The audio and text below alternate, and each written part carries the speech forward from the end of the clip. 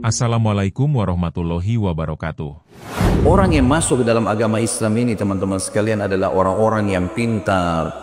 Ada orang bodoh masuk Islam ada. Tapi kita melihat sisi yang lain, bahwasanya rata-rata yang masuk ke agama Islam ini orang-orang pintar. Dan kita punya fakta sejarah. Sekali lagi, ini fakta, lapangan. Ini bukan dikarang-karang, bukti. Dan subhanallah, yang tinggalkan agama Islam ini rata-rata seorang bodoh. Kalau sedikit saja dia punya iman, sedikit saja dia belajar Islam, tidak mau tinggal di agama Islam sampai mati. Walaupun tidak sholat, siap bela agama Islam. Tapi orang-orang non-muslim yang pintar-pintar masuk Islam. Saya sebutkan beberapa kisah. Yang pertama teman-teman sekalian, kisah seorang profesor spesialis kulit dari Muantai. Orang ini kisah sekitar mungkin 7 tahun yang lalu. Diangkat dalam media-media di internasional dan menghebohkan dunia kedokteran. Karena ini orang dituakan sekali dalam ilmu spesialis kulit. Dia setiap tahun teman-teman sekalian mengundang seluruh dokter-dokter spesialis kulit di dunia untuk datang, lalu dia menyampaikan penemuannya yang terakhir, seminar.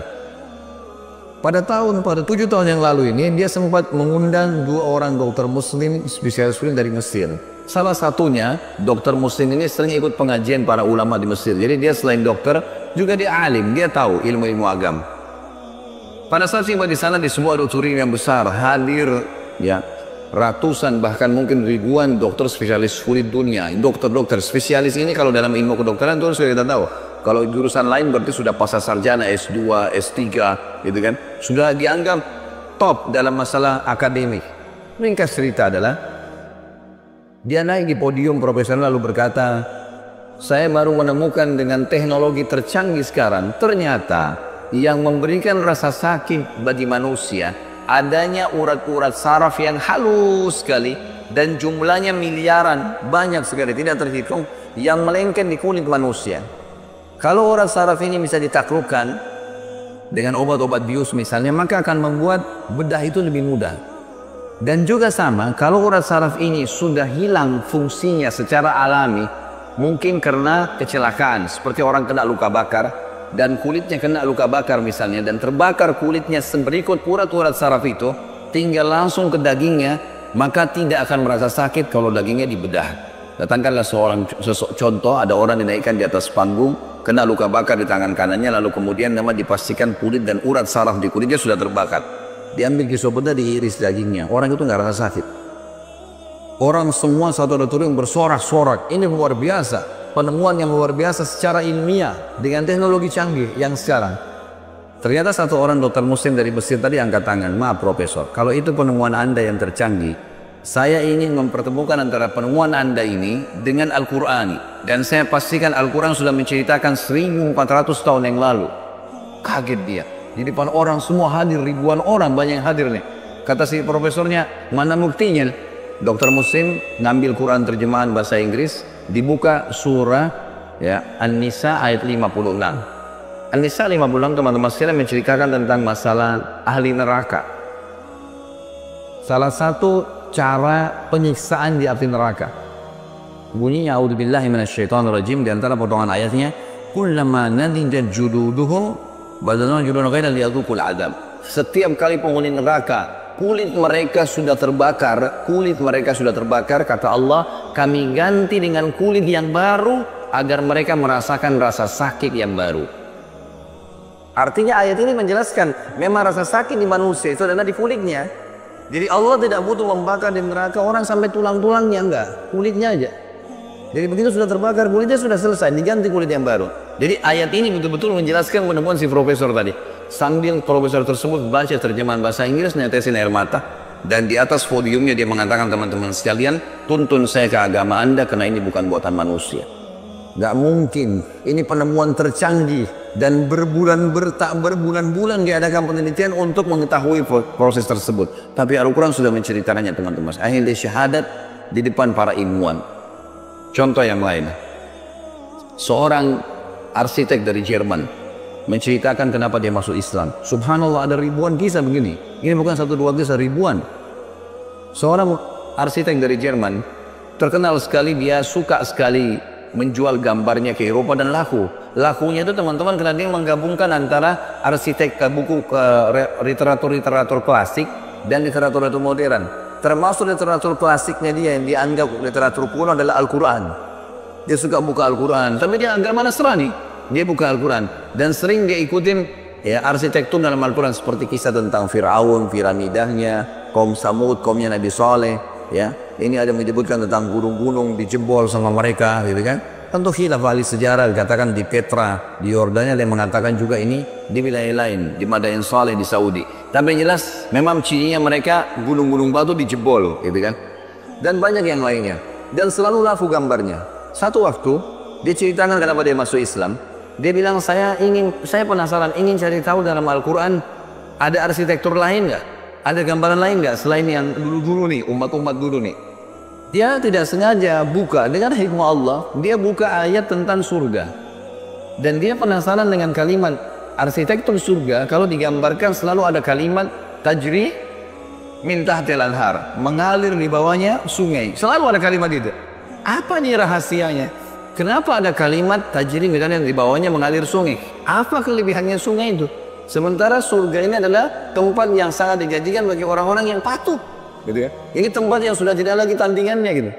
Apa kelebihannya? Dia terus berpikir sampai muncul ide. Dia punya tanah kosong, kemudian dibangun sama dia. Tanah itu tidak terlalu besar, sekitar 300-400 meter.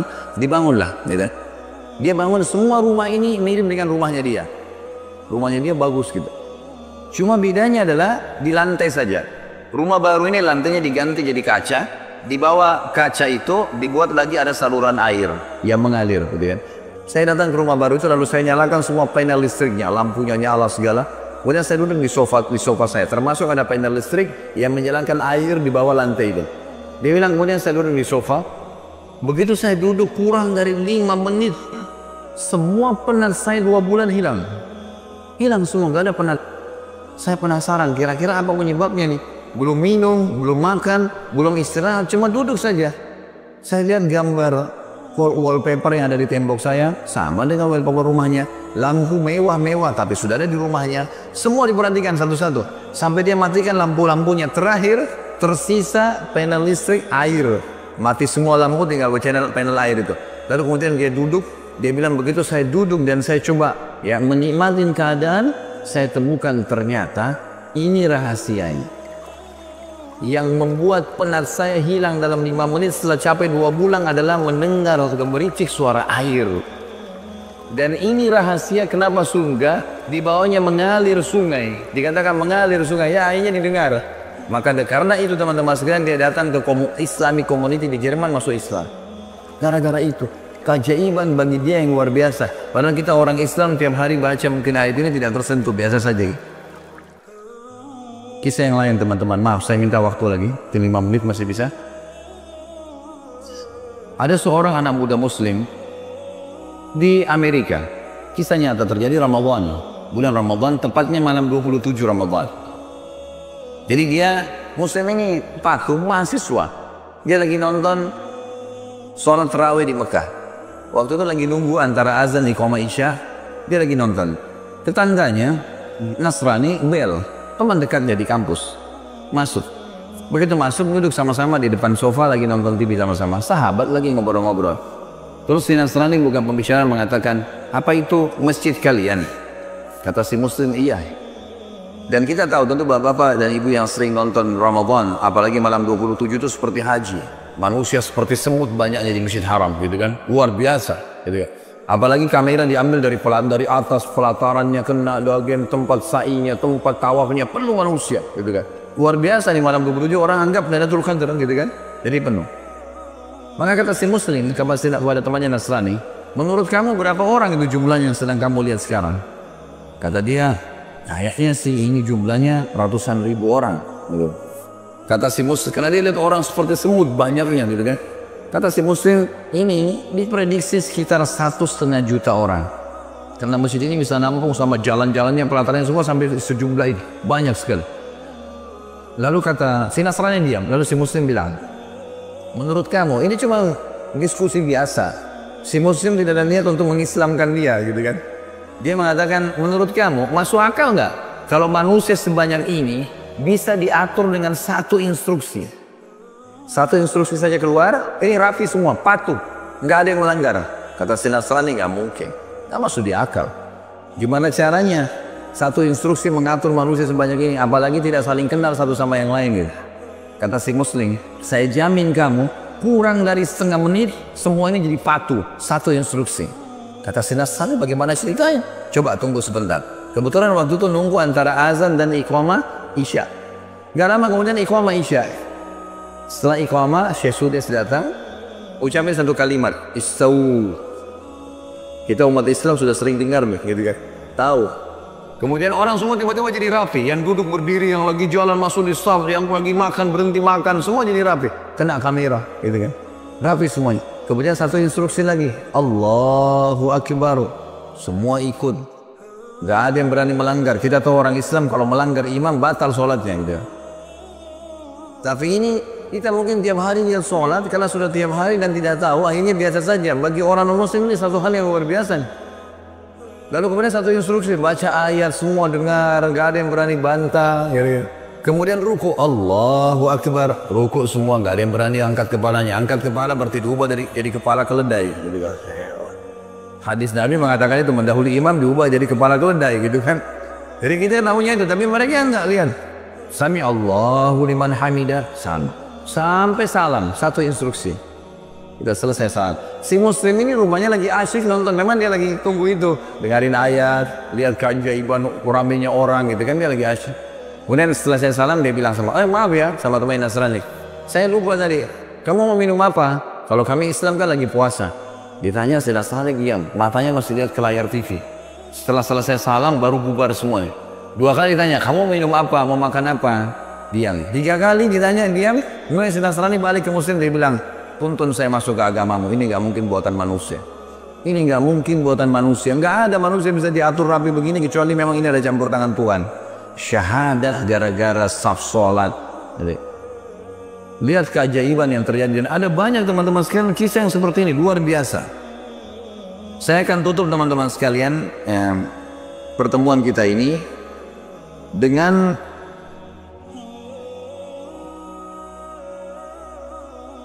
masuk Islamnya seorang anak muda di Jerman, di Inggris. Jadi ada seorang syekh dari Saudi datang, kemudian diterjemahkan dalam bahasa Inggris satu masjid. Gitu. Selesai ceramah tentang Islam, kemudian Islam, gitu kan, mengajak orang untuk menyebarkan Islam. Lalu kemudian ada satu anak muda asli Inggris datang, kemudian berkata kepada syekhnya, Syekh, ini teman saya, orang Inggris asli, teman saya di sekolah, mau masuk Islam. Tapi masih ada 2 hal yang mengganjal di dirinya. Bisa nggak dia bertanya? Kata syekhnya, silahkan, boleh bertanya. Maka anak muda ini pun bertanya. Syekhnya kebetulan belum bisa bahasa Inggris, lalu kemudian diterjemahkan, gitu kan. Kata anak muda ini, kenapa kalian umat Islam melarang perempuan kalian salaman sama semua perempuan? Kenapa nggak boleh salaman sama semua perempuan? Gitu kan. Sementara kami bebas mau salaman sama siapa saja. Dan kita tahu memang dalam Islam, maaf ini sekalian saya jelaskan hukumnya, keluar sedikit dari kisah ini. Dalam Islam, maaf Bapak Ibu sekalian, tidak boleh salaman sama sembarangan orang kecuali mahram, gitu kan. Kata Nabi SAW, la yuta'ananna ahadukum bimikhyatin min hadid khairun lahu min an tamassu yadi imra'atun la tahillulah.